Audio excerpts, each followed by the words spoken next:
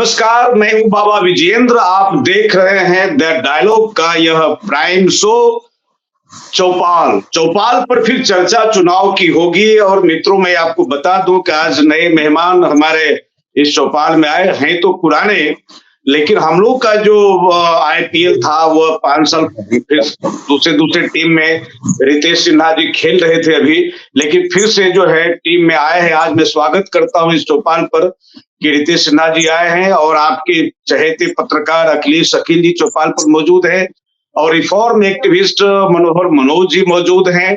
आज इस मौजूदगी में कई नमस्कार तमाम दर्शकों को और तमाम मित्रों को मेरा प्रणाम पहुंचे। मित्रों, आज दिल्ली का मानसून जो है बदला हुआ है और प्री मानसून ऐसा मौसम वैज्ञानिक कह रहे हैं कि इस बार झमाझम बारिश का योग है। और उसी प्रकार से काउंटिंग इस बार लगता है कि मानसून आने के पूर्व ही जो है ना खूब झमाझम बारिश होगी। ऐसा ही जैसे कि 4 जून के आने के पूर्व ही लोग रिजल्ट भी निकाल दिए हैं कि हम 400 पार जाएंगे, कि 300 पार जाएंगे, कि 500 पार। ये आर पार की लड़ाई चल रही है। ये आरोप प्रत्यारोप का नित्य नया विक्षोभ पैदा हो रहा है कि कौन सा मानसून कहाँ बरसेगा। ये पूरी तैयारी है।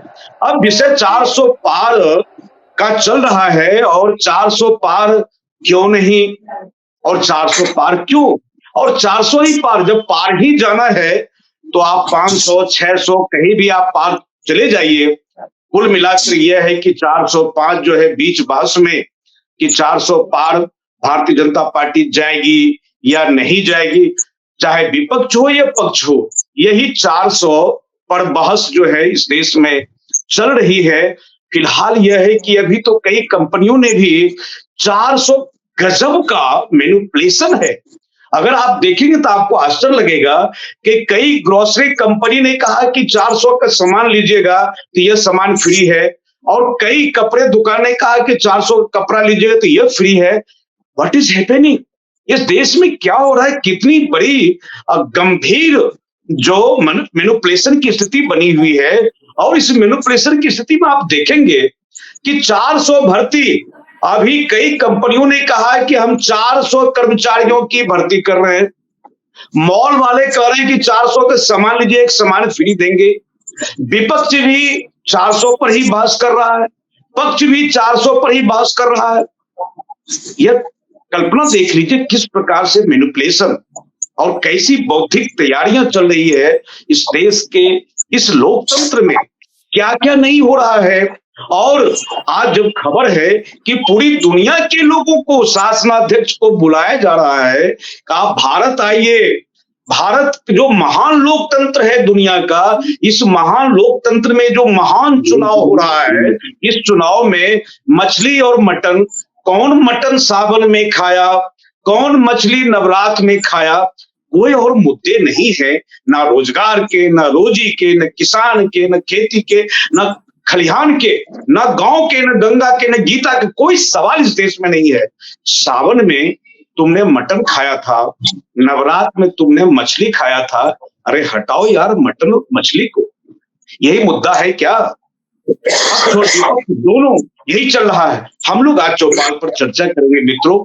ये तमाम जो कवायदे, रोज नई नई बातें, कोई खांस दिया उसको खबर बना दिया, उस पर पूरी की पूरी ये जो गोदी मीडिया के लोग हैं, ये जो प्रायोजित मीडिया है, और बिल्कुल सरकार की गोद में खेलने और कूदने वाली जो मीडिया उछल उछल करके खबरें परोस रहे हैं कि देखिए वो यह कर दिया, देखिए वो कब खांसा है।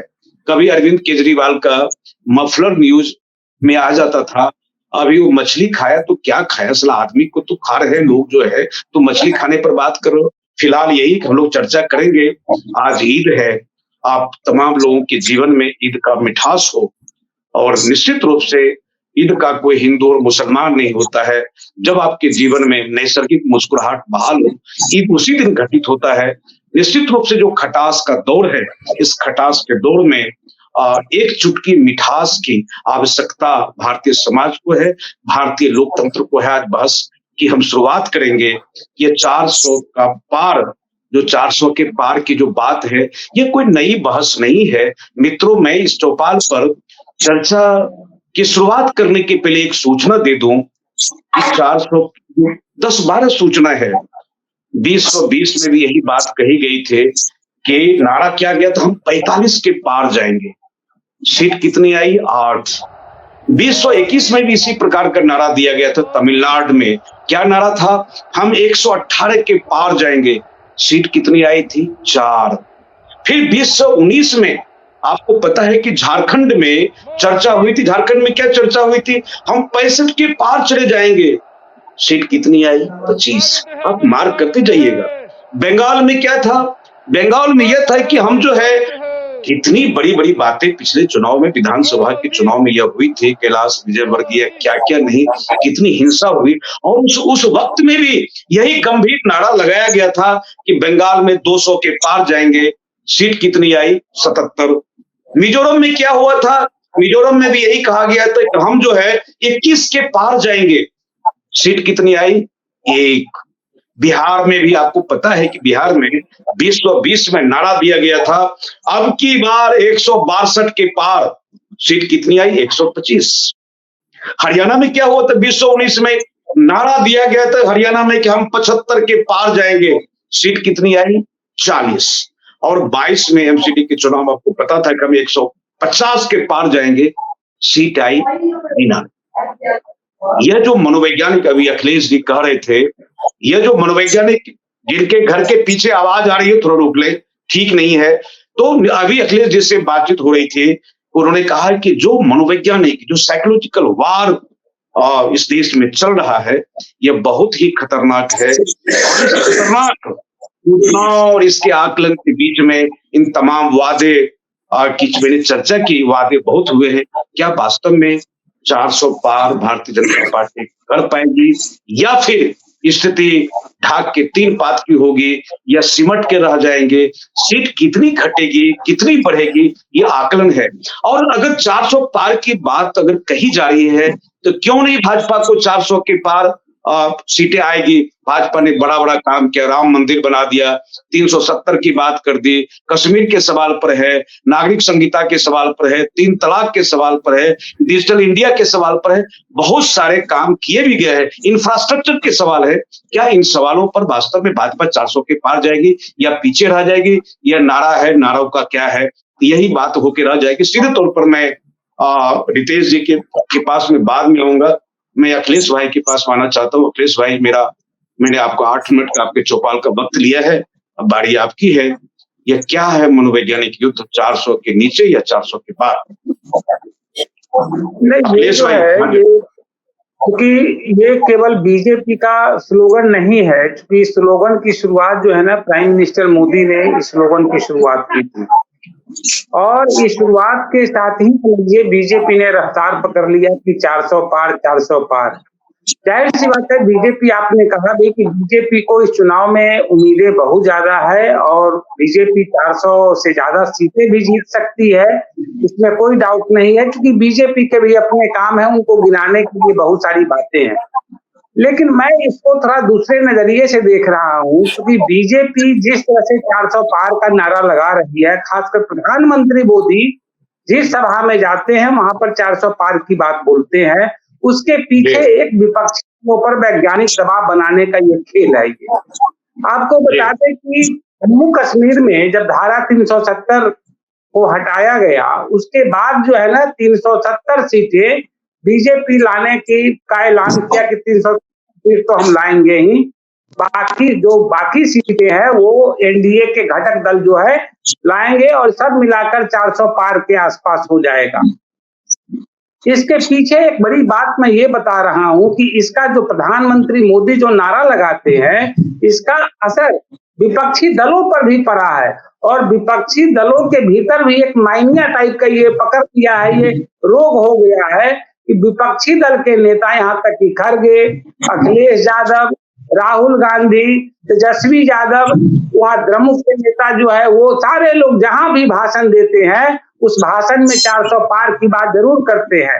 हालांकि वो तंज के रूप में ये बात बोलते हैं, लेकिन उनके मुंह से 400 पार निकलता रहता है। यही जो है ना बीजेपी चाह रही थी, और बीजेपी इसमें सफल हो गई है। मैं एक अब दूसरा उदाहरण देता हूं कि जो देश का जो मीडिया है, मौजूदा मीडिया, जो समझिए कि जो मूलभूत जो देश की समस्या है, जो चुनावी समस्या, चुनावी एजेंडा होना चाहिए, उस पर देश का मीडिया कोई बात नहीं कर रहा है। वह मीडिया भी 400 पार का ही गाना गाता दिख रहा है। मैं बता रहा हूं, इसमें एक ही साथ जो है ना 2 सर्वे सामने आए हैं।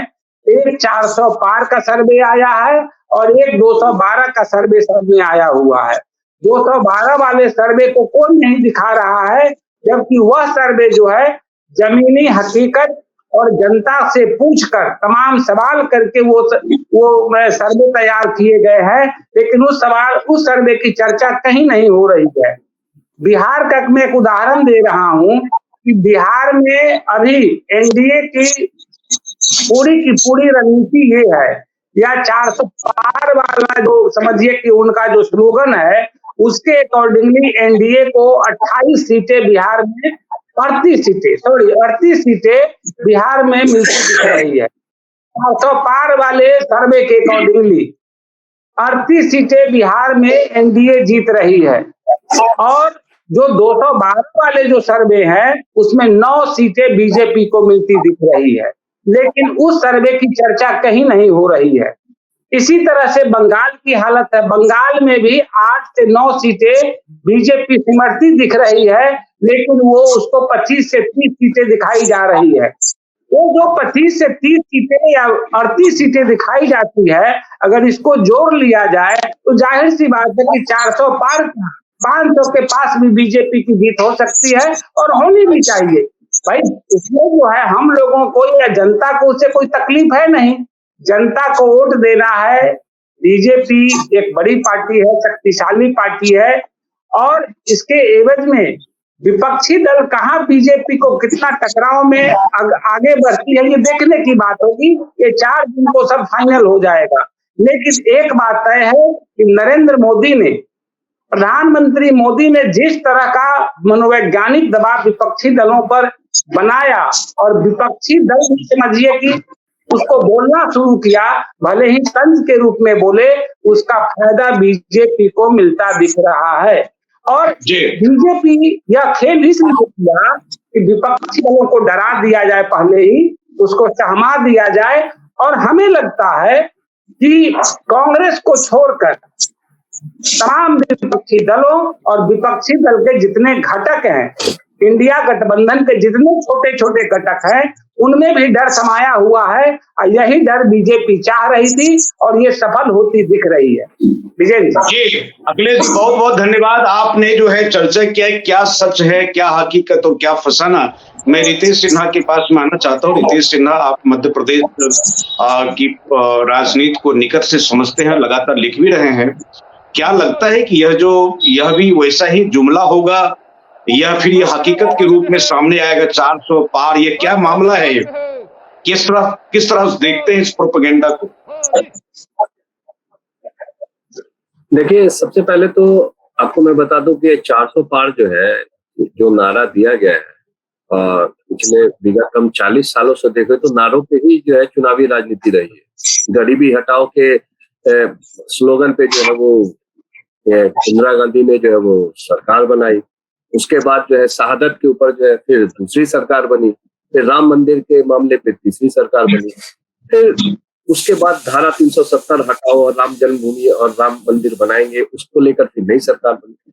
तो ये जो स्लोगन है, उसके बाद भी पिछले बार हमने देखा कि पीके ने कहा कि अब की बार मोदी सरकार। तो ये जो स्लोगन जो है ये कैची होते हैं और जनता का नब्ज जो है वो टटोलने के लिए सबसे पहला जिसको कहते हैं ना कि आप एक इस्तेमाल करते हैं कैप्सूल के तौर पे, और जो नसों में घुसती है उसके बाद जो है रक्तवाहिनी जो है उस हिसाब से दौड़ती है। तो ये रक्तवाहिनी जो है ये इलेक्टोरल प्रोसेस में जो मैनेजमेंट है, जो एक कह सकते हैं कि मीडिया मैनेजमेंट है और बयानों की राजनीति और विपक्ष को एकदम तार-तार करने की जो एक नई प्रकार की रणनीति है, इसको लेकर मेरा ऐसा मानना है कि मोदी सरकार अभी वर्तमान स्थिति में एक बड़ी बढ़त लेके जो है वो उभर के आई है। धारा 370 ये दरअसल मनोवैज्ञानिक बढ़त है विपक्ष के ऊपर, ताकि विपक्ष जो है डिमोरलाइज हो। और अब देखिए कि विपक्ष में को भी, यहाँ तक कि मैं कांग्रेस की बात करूं कि कांग्रेस सबसे बड़ी पार्टी रही है, लगातार जो है उन्होंने जो है देश में शासन है अपने। आपकी आवाज रितेश जी नहीं आ रही है, नेटवर्क प्रॉब्लम है आपके यहाँ, आपकी आवाज टूट टूट करके आ रही है। मैं सीधे तौर पर जो है मनोज जी के पास, मनोज जी, आज मोदी जी ने कहा है कि दुनिया के तमाम शासनाध्यक्ष बड़े बड़े देशों को आमंत्रित किया है, आइए भारत में जो चुनाव हो रहा है, इस दुनिया के विशाल लोकतंत्र में ये जो विशाल चुनाव है, इसको देखने के लिए आइए। तो दुनिया जब यहाँ पहुंचेगी भारत के चुनाव को देखने के लिए, इस चुनाव को देख करके क्या असर पड़ेगा उन लोगों के मन मिजाज पर, आप कितना संतुष्ट हैं और कितना निराश हैं, ये 400 पार और दुनिया के लोग आपके चुनाव को देखने के लिए आ रहे हैं। मनोज जी, देखिए, सवाल आपका जो है भारतीय डेमोक्रेसी की मौजूदा स्थिति क्या है, दुनिया को दिखाने का एक तरह से कॉल मोदी दे रहे हैं। मुझे लगता है डेमोक्रेसी के तमाम मानकों पर तो अभी देश में काफी क्षरण की स्थिति है, और जब डेमोक्रेसी के कई सारे सवाल आए तो मोदी ने सीधे सीधे वैशाली के गणतंत्र से भारत के गौरवशाली इतिहास से जोड़ दिया। जबकि डेमोक्रेसी के जो तमाम वायोलेशंस हैं, चाहे आपको प्रेस की स्वतंत्रता हो या फिर पॉलिटिकल करप्शन हो, उसमें जितनी भी रैंकिंग आई है वो बड़ी प्रतिकूल आई है, और उसे लेकर के मोदी ने चीजों को सीधे ढक कर दिया। अभी अभी जो पॉलिटिकल गिरफ्तारी हुई उसे लेकर के भी अंतर्राष्ट्रीय स्तर पर प्रतिक्रिया आई, जिसको विदेश मंत्रालय ने बड़ा जो है एक तरह से कड़ा उसका जवाब दिया जी। लेकिन इन लोकतंत्र के तमाम मूल्य और मान्यताओं के लिए जरूरी है कि जो इसे आयोजित और प्रायोजित करने वाली संस्थाएं हैं वो पूर्ण रूप से सरकार के नियंत्रण से बाहर हो।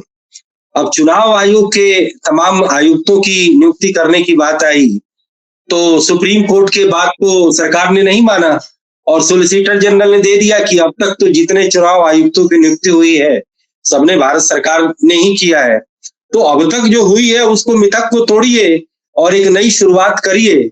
अब जैसे लोकपाल, सीबीसी, सीबीआई के डायरेक्टर, उन सब में जो है विपक्षी नेता और सुप्रीम कोर्ट के चीफ जस्टिस को भी पैनल में रखने की बात हुई।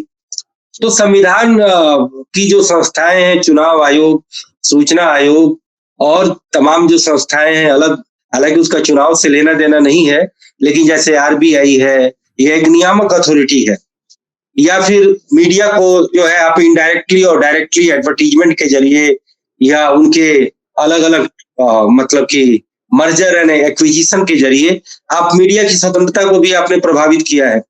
तो अगर दुनिया के देशों को अगर मोदी ने इनवाइट किया है तो ठीक है, दिल तो बड़ा दिखाया है, लेकिन उसको लेकर के आपको यह भी समझना चाहिए कि भारत में लोकतंत्र की जो मौजूदा स्थिति है वो बड़ी रोबोस्ट नहीं है।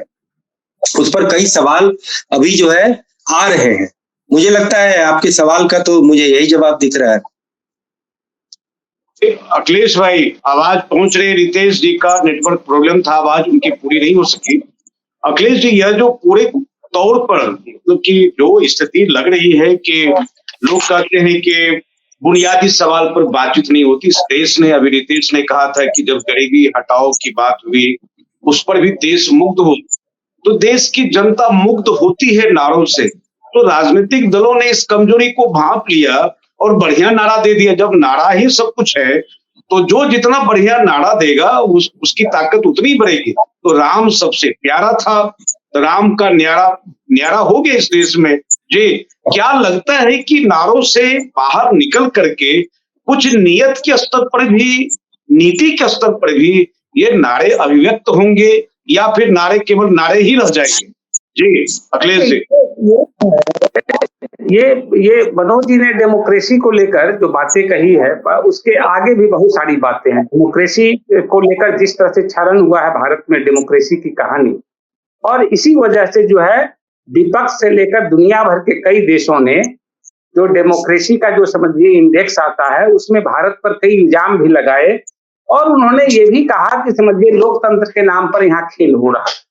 चलिए उन बातों में हम नहीं जा रहे हैं। जो आपकी बातें हैं, अभी जो ये नारों की राजनीति है, नारे इस देश के चुनावी महफिल में खूब लगते रहे हैं। आज से नहीं, बहुत पुराने समय से नारे लगते हैं, नारे गढ़े जाते हैं और नारे कभी कभी बड़े फिट बैठते हैं और नारों के अकॉर्डिंगली चुनाव जीते भी जाते हैं और हारे भी जाते हैं। ये एक अलग विषय है। मैं आपको एक बड़ा संजीदा विषय बताता हूँ। आज ही के अखबार में एक बड़ी खबर छपी है कि देश के करीब 2 से 3 दर्जन, 2.5 दर्जन सैनिक स्कूल जो है प्राइवेटाइज कर दिए गए हैं। सैनिक स्कूल जो है, जो सेंट्रल गवर्नमेंट का सैनिक स्कूल है, रक्षा मंत्रालय के अंतर्गत चलता है, उसको जो है ना निजी हाथों में सौंप दिया गया है। और मजे की बात ये है कि उन जिन निजी हाथों में दिए गए सैनिक स्कूल, उसमें से बीजेपी के काफी लोग हैं, बीजेपी समर्थित है या बीजेपी के लोग हैं। अब समझिए कि इस बात को लेकर जब विपक्ष कोई सवाल उठाता है, आज कांग्रेस के अध्यक्ष खड़गे साहब राष्ट्रपति से भी इसी मुद्दा को लेकर उन्होंने ज्ञापन दिया है और उनसे आग्रह किया है कि इसको रोकिए, रद्द करिए इस सब कहानी को, नहीं तो देश दूसरे तरफ चला जाएगा।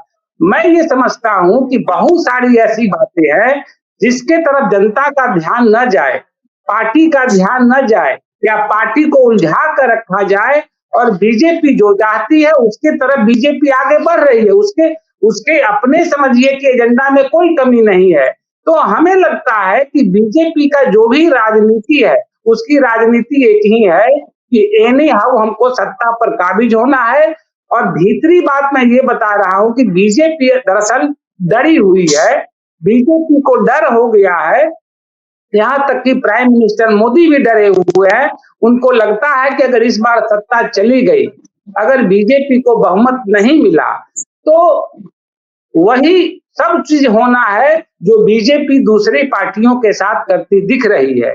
यही वजह है कि साम दाम दंड भेद, क्योंकि इस पर चर्चा हम नहीं करेंगे, एक ही शब्द में बोलते हैं, साम दाम दंड भेद की नीति के तहत बीजेपी काफी प्रखरता से आगे बढ़ती दिख रही है। और बीजेपी को इसका समझिए कितना लाभ मिलता है चुनावी महफिल में, ये देखने की बात होगी। जब लोकतंत्र चारों तरफ से नर्तन ही करता दिख रहा है, डेमोक्रेसी की डांस चल रही है, इस पूरे डांस में बीजेपी अभी नंबर 1 पर सबसे आगे है, इसमें कोई डाउट नहीं है। बीजेपी हर इस चुनाव में भाषण कला में सबसे आगे है, पैसे के खर्च में सबसे आगे है, उसकी रणनीति सबसे तेज है, उसका संगठन बहुत मजबूत है। उसके पीछे कारण है कि बीजेपी के साथ आरएसएस का बहुत मजबूत संगठन खड़ा है और आरएसएस का मजबूत ऐसा संगठन है जिसके सामने बीजेपी कुछ है ही नहीं। बीजेपी की पूरी राजनीति एक तरह से आरएसएस से निकल कर आती है। और मैं ये भी कह सकता हूं कि बीजेपी और आरएसएस में कोई अंतर नहीं है। बीजेपी की यह जीत आरएसएस के लिए भी जरूरी है, क्योंकि 2025 में आरएसएस का 100वां स्थापना दिवस मनाया जाना है। बीजेपी अगर सरकार नहीं बना पाती है तो आरएसएस को भी मुश्किल होगा। यही वजह है कि 400 पार के दायरे के साथ बीजेपी विपक्षी दलों पर एक मनोवैज्ञानिक दबाव बनाए हुए है और विपक्षी दल भी समझिए कि उस 400 पार के नारों के बीच समझिए कि घूमता नजर आ रहा है। जी बहुत बहुत धन्यवाद अखिलेश जी। लेकिन एक बात अभी अखिलेश जी ने कहा कि भारतीय जनता पार्टी के पीछे संघ की ताकत है, लेकिन एक हकीकत को और भी हम लोग जान लें। सच बात यह है कि जो इंस्टीट्यूशनल कम्युनलिज्म है, जो दिमाग को आपने सांप्रदायिक बनाया, पहले तो चुनाव और राजनीति का विषय है, एकेडमिक डिस्कोर्स था, अब मिजाज ही कम्युनल हो गया, हम वहां से सोचना ही शुरू करते हैं। स्थिति यह है कि समाज की ताकत हो गई है बड़ी। संघ के सामने चुनौती है कि समाज जो आगे बढ़ चुका है, हमारे एजेंडे पर जहां संघ ने काम नहीं भी किया, वहां समाज तैयार है, उनका मिजाज सांप्रदायिक हुआ है। अब जिसको आप हिंदुत्व कह लें, राष्ट्रीयत्व कह लें, राष्ट्रवाद कह लें, जो भी आप शब्दावली दे, लेकिन समाज जो आगे बढ़ चुका है, इस समाज को संगठन के फ्रेम में कैसे बांधना। अब क्या हुआ कि सुविधा की जो बहुत भरमार बाढ़ आई है, उसमें प्रचारकों के पास में त्याग तपस्या करने का वह हुनर समाप्त हो चुका है। अब प्रचारक भी बिना एसी गाड़ी से चलते नहीं है। मुट्ठी भर चना, कभी वह भी मना, पैदल चल रहे हैं, साइकिल से चल रहे हैं। बड़े बड़े अधिकारियों को मैंने देखा है भूखे रह करके कैसे समाज में काम करते हैं। अब संघ के सामने यह चुनौती हो गई है। एक तो यह है कि सुविधाभोगी हो गए हैं, दूसरा यह है कि समाज जो बहुत आगे बढ़ चुका है, जो प्रयास के 1925 में जिस समाज को हम करना चाह रहे थे, वो समाज रेडीमेड तैयार है। अब उसको संघ में कैसे बांधना है, एक नई चुनौती है। मैं मनोज भाई के पास में आना चाहता हूँ इन तमाम चुनौतियों के बीच में। 10 वर्ष का जो समय है, आप तो अंग्रेजी शब्दावली पर ज्यादा नजर रखते हैं। ये जो गवर्नमेंट एक्टिविज्म है, जिसको सरकारी सक्रियता कहते हैं, जब आप सरकार में होते हैं तो कुछ न कुछ उनकी सक्रियता होती है। क्या लगता है कि नरेंद्र मोदी ने इस समाज के लिए कोई काम नहीं किया जो जनता उनको ना समर्थन दे, या जनता जो चाह रही है सरकार वह काम नहीं कर रही है? विरोधाभास है। अगर जनता ना चाहती होती, बस मैं आपके पास जनता अगर ना चाहती होती तो भारतीय जनता पार्टी को राम और राम मंदिर से कोई लेना देना नहीं है। राम रहे झोपड़ी में, लेकिन जनता की मांग है, जनता की अपेक्षा है। तो क्या लगता है कि जनता की अपेक्षा को जब सरकार पूरा कर दे रही है तो कैसे कहें कि जनाकांक्षा पर मोदी सरकार काम नहीं कर रही है और खड़े नहीं उतर रही है? मनोज जी, आपको बात रखनी है जी। देखिए, चीजें कोई भी ब्लैक एंड व्हाइट में नहीं होती है जी। और सब चीज का एक बिटवीन द लाइन होता है। जैसे थेसिस, एंटीथेसिस और सिंथेसिस की बात होती है। तो देखिए, पहले तो मैं थोड़ा सा उस सवाल का भी जवाब दूंगा जिस तरीके से 400 पार की चर्चा हुई, फिर आपके इस सवाल पे मैं आता हूँ ब्रीफ में। देखिए, ये तो क्लियर है कि हवा बनाने का काम ऐसे ही किया जाता है। आप इंडिविजुअल स्तर पर सारे कैंडिडेट को देखिए, मैं खुद चुनाव लड़ा हूं, सारे कैंडिडेट कहते हैं कि हम जीत रहे हैं। कहेंगे जरूर जीत रहे हैं, भले उनको 1000 वोट मिले या 1 लाख वोट मिले या वो जमानत जब्त कराए या विनर बने, लेकिन सब कहते हैं कि एक सगल है राजनीतिक दलों का, कि वो कहते हैं कि और 400 पार के पीछे, बल्कि आप तो एक्रोनिम के आदमी हैं, आप कहते 400 नहीं 420 क्यों नहीं कहा, बल्कि कहते तो थोड़ा सा अलग अर्थ निकलता। देखिए, 400 पार के पीछे एक तो हवा बनाना है और दूसरा ये कि नरेंद्र मोदी में आजादी के बाद के इतिहास पुरुष बनने की अंदर वह कुंठा समाई है कि वह नेहरू से अपने आप को समानांतर और बड़ा फिगर बनाना चाहते हैं। तो 400 कब आया था? 84 में आया था, इंदिरा गांधी के मरने के बाद। बाकी नेहरू ने जो 3 चुनाव जीता, 330, 360, 370 तक गया। इंदिरा गांधी भी 1971 के चुनाव में 350 से ज्यादा सीटें लाई थी। तो कहीं ना कहीं मोदी को ये लगता है कि हम 370 या 400 के जरिए हम एक तरह से वह कुंठा दूर कर लेंगे और हमारा इतिहास में नाम शामिल हो जाएगा। लेकिन राजनीति एनालिसिस का एक बड़ा फंडामेंटल आजकल चला है प्रो इनकम्बेंसी और एंटी इनकम्बेंसी। सारे विश्लेषकों ने कह दिया कि पिछले चुनाव में मैक्सिमम जीते सीटें जितनी दुगनी चाहिए थी, भारतीय जनता पार्टी ने अपने रीजनल प्रभाव के आधार पर दूही। तो क्या एंटी इनकम्बेंसी में या तो आप उसको दोहराएंगे ज्यादा से ज्यादा, या फिर आपका गिरेगा। यदि कहीं से आप गेन करते हैं, जैसे ईस्ट में गेन करते हैं, थोड़ा बहुत साउथ में गेन करते हैं, तो पहले जहां गेन किया है वहां लॉस भी तो हो सकता है। तो मेरा अपना मानना है कि 300 से सीटें नीचे ही रहेंगी, ऊपर नहीं जाएगा। दूसरा सवाल आपने नरेंद्र मोदी की जनाकांक्षाओं का किया है, तो मैं एक बात बराबर आपको कहता रहा हूं कि सहज मनोवृत्ति जनता की जो एक्सप्लॉइट करने का काम राजनीतिक दल करते हैं, मेरी अपनी डॉक्ट्राइन है कि good governance must be the only criteria where all political parties must be judged in the election. लेकिन हम और आप जैसे एनालिसिस्ट भी चीजों को अलग अलग खिसका देते हैं, जाति पर, धर्म पर। आरएसएस के 100 साल का हवाला अभी अखिलेश जी ने दिया। आरएसएस की जो एक पूरी जो डॉक्ट्राइन है, ये तो समझ में आती है कि हिंदू धर्म एक संगठित धर्म नहीं था। अनलाइक मुस्लिम और क्रिश्चियन, जातियों में बटा ये समाज रहा है। इसकी वजह से इसे भारी नुकसान हुआ और अलग अलग तरीके की विरोधाभासी आइडियोलॉजी पॉलिटिकल डिस्कोर्स तय करती हैं। आपसे बात हो रही थी जी कि मंदिर क्यों आया, टू काउंटर मंडल। तो मंडल की राजनीति के एक अपने डायनेमिक्स है। हमें लगता है कि वो हजारों टुकड़ों में देश को बांटता है, और मंदिर की राजनीति वो कहीं ना कहीं नेशनलिज्म से जुड़ जाती है। मैं दोनों को कैंसर मानता हूं इंडियन डेमोक्रेसी के लिए। और इसके अलावा और भी जितने पॉपुलिज्म है, 5 किलो अनाज या केजरीवाल के जितने फ्रीबीज है, या साउथ के जितने फ्रीबीज है, या आइडेंटिटी पॉलिटिक्स, तो ये इन सब चीजों को जब तक संविधान बैन नहीं करेगा, आपकी डेमोक्रेसी प्रिवेल नहीं करेगी। और रह गया गवर्नेंस के मार्गों पर, तो मोदी ने काफी काम किया है, लेकिन केवल वही क्राइटेरिया होता, बजाय कि राम मंदिर, बजाय कि फलाना, बजाय कि ठिकाना। और इस्लाम में जो हम रिफॉर्म के एजेंडे को बिल्कुल हमने काउंटर किया हुआ है कि उनको केवल सरिया चाहिए, आरक्षणवादियों को, मंडलवादियों को केवल आरक्षण चाहिए, और राष्ट्रवादियों को केवल राम मंदिर चाहिए। दूसरे डिबेट में मैं फिर लाऊंगा। चलते चलते रितेश जी, आप लगातार नेटवर्क आपका बाधित रहा शो में और बड़ी चिंता की बात रही। चलते चलते जो है 1 मिनट में अपनी बात कर लेंगे, ताकि हम लोग दूसरे शो में अभी हम लोग जाएंगे। रितेश जी कुछ कहना चाहते हैं 400 के पार की बात को लेकर के?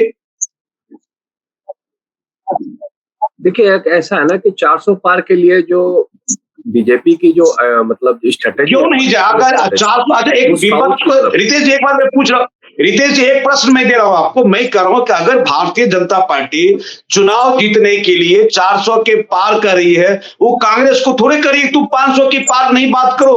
आखिर विपक्ष के किसी पार्टी के पास यह कॉन्फिडेंस क्यों नहीं है कि मैं 450 पार कर जाऊंगा?